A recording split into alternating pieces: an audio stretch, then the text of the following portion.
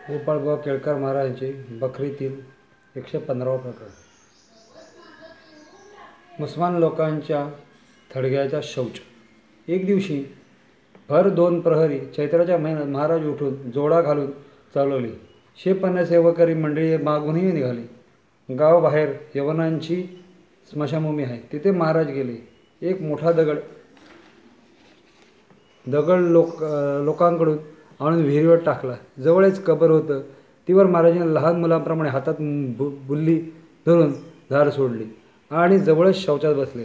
ते पाहून तिथे काही मुसलमान होते. त्यांनी त्यांच्या आपल्या जातीस जाऊन कळवले. ती जात कडवीच सापडली.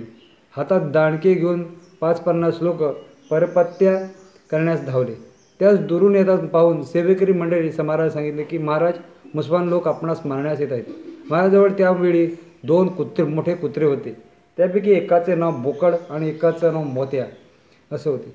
असो, महाराजांनी गुडघे जमिनीवर टेकून हाताने जमिनीवर दाबल्यासारखं करून बोकडो को दबाव म्हणून एक सेवकाऱ्यास आज्ञा केली. त्यामुळे सेवकारे कुत्र्यास धावले. इकडे जो लोक मारामारी करू येत होते त्यांच्या घरी आकांत झाला. लहान मुलाच्या एकेके पोटात दुखण्यास लागले. ती पोरं कुत्र्याप्रमाणे ओरडू लागली.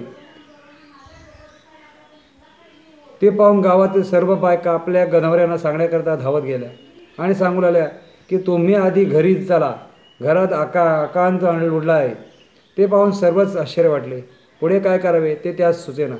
त्यातील एक म्हातारा मुसलमान म्हणू लागला, हे सर्व श्री स्वामींच्या महाराजांची कृत्य आहे असावे, तरी तुम्ही सर्वांना त्यात शरण जा, म्हणजे विघ्न निवारेल.